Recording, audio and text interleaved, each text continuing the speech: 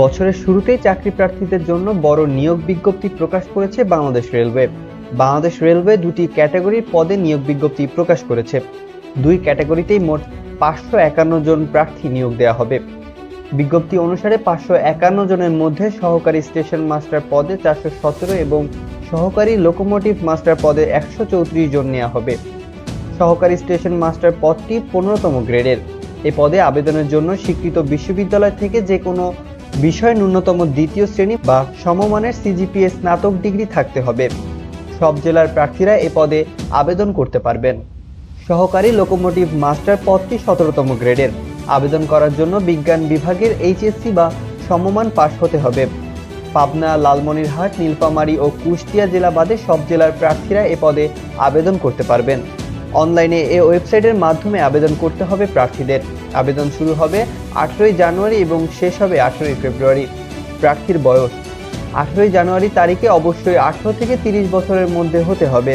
তবে বীর মুক্তিযোদ্ধা, শহীদ বীর মুক্তিযোদ্ধার সন্তান এবং শারীরিক প্রতিবন্ধীদের ক্ষেত্রে সরকারি বিধি অনুযায়ী সর্বোচ্চ 32 বছর পর্যন্ত শিথিলযোগ্য। রেলওয়ে ক্যাডার বহির্ভূত কর্মচারী নিয়োগ বিধিমালা অনুসারে 14 থেকে 20 গ্রেডের সরাসরি নিয়োগের ক্ষেত্রে মোট শূন্য পদের 40% পোস্টদের জন্য সংরক্ষিত থাকবে। বাংলাদেশের রেলওয়েতে স্থায়ী পদে কমপক্ষে 20 বছর চাকরি করেছেন এমন কর্মরত ও অবসরপ্রাপ্ত জীবিত বা মৃত ব্যক্তির স্ত্রী ও সন্তান পোষ্য কাঠার প্রার্থী হিসেবে বিবেচিত হবেন। সরকারি, আধা সরকারি ও স্বায়ত্তশাসিত প্রতিষ্ঠানে চাকরিরত প্রার্থীদের অবশ্যই যথাযথ কর্তৃপক্ষের মাধ্যমে আবেদন করতে হবে। চাকরিরত প্রার্থীদের সকল শর্ত পূরণ সাপেক্ষে আবেদনপত্র পূরণের সময় বিভাগীয় প্রার্থীর ঘরে টিকচিহ্ন প্রদান করতে হবে। এই শর্ত অন্যদের ক্ষেত্রে প্রযোজ্য নয়। তবে সকল চাকরিরত প্রার্থীকে মৌখিক পরীক্ষার সময় নিয়োগকারী কর্তৃপক্ষ কর্তৃক প্রদত্ত অনাপত্তি ছাড়পত্রের মূল কপি দেখাতে হবে। নিয়োগের ক্ষেত্রে সরকারের বিদ্যমান বিধিবিধান ও কোটা পদ্ধতি এবং পরবর্তীতে এ সংক্রান্ত বিধিবিধানে কোনো সংশোধন হলে তা অনুসরণযোগ্য হবে।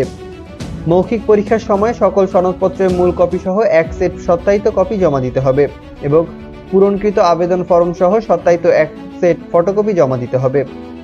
এছাড়া জেলার স্থায়ী বাসিন্দার প্রমাণ হিসেবে ইউনিয়ন পরিষদের চেয়ারম্যান বা পৌরসভার মেয়র কিংবা সিটি কর্পোরেশন ওয়ার্ড কাউন্সিলরের সনদ, জাতীয় পরিচয়পত্রের মূল কপি দেখাতে হবে।